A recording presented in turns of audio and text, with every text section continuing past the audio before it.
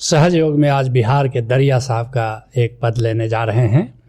दरिया साहब का जन्म 1674 ईस्वी में हुआ और 1780 ईस्वी तक दरिया साहब बिहार की धरती पर विचरण करते रहे। दरिया साहब को कबीर साहब का अवतार भी माना जाता है। बड़ी क्रांति है दरिया साहब के वचनों में, बड़ी आग है, बड़ी ज्वाला है। कहते हैं साधो अबरा के बल साहब, जो कमज़ोर है, जिसको तुम समझते हो, जो विनम्र है, जो शीलवान है, जो संत है, जो साधु है, उसका बल राम है। कहते हैं तुलसी साहब इसी बात को बड़े प्यारे अंदाज में, सुमिरु स्नेहसु तु नाम राम राय को, तुम बड़े प्रेम से राम का सुमिरन करो, क्या होगा? संबल निसंबल को सखा असहाय को, जो बिल्कुल निरालंब है, जो बिल्कुल कमज़ोर है, जो बिल्कुल बेसहाय है, उसका सहारा राम है। और संबल निसंबल को सखा असहाय को, जो असहाय है, जो दीन है, जो गरीब है, उसका सहायक कौन है? उसका राम है। कहते हैं दरिया साहब, जो कोई गर्वी बड़े जगत में, इस जगत में बड़े अहंकारी लोग आए हैं, उसकी सेना को पछाड़ दिया कृष्ण ने। और छलबल कृष्ण पंडो से किन्हा वाकह गर्द मिलाया। ऐसे ही जो आतताई होता है, देखोगे कि शुरू में तो बढ़ता है, लेकिन अंत में सत्य की जीत होती है, अंत में शील की जीत होती है। ऐसा लगता था कि कौरवों के सामने पांडव ठहर नहीं पाएंगे, मगर अंत में क्या हुआ? अंत में सारे कौरव हार गए और उनके मान का मर्दन हुआ। कहते हैं दरिया साहब, नाहक गर्व करे नर कोई, कोई मनुष्य गर्व न करे, कोई मनुष्य अभिमान न करे, कोई मनुष्य अहंकार में मत जिए, जिसके लिए संत रविदास कहते हैं, माटी को पुतरा कैसे नचत है। हम सब माटी के पुत्र हैं, लेकिन कैसे नाचते हैं, कैसे गर्व करते हैं।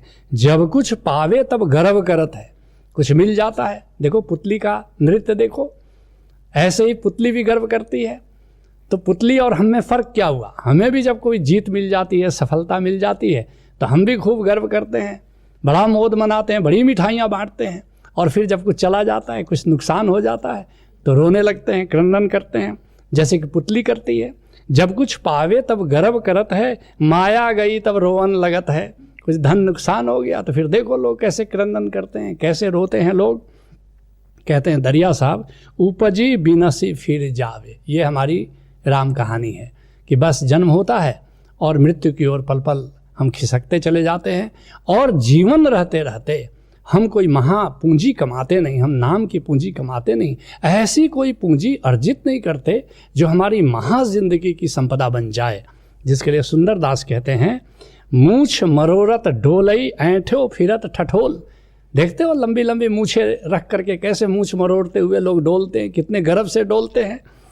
और ढेरी वह है राख की, हरि बोलो हरि बोल। बड़े मूछ मरोड़ रहे हो, लेकिन अंत में राख की ढेर हो जाना है। इसलिए ऐ मूढ़ो हरि बोल, जरा गोविंद नाम जपो, गोविंद को याद करो। मोटे मीर कहावते करते बहुत डफोल।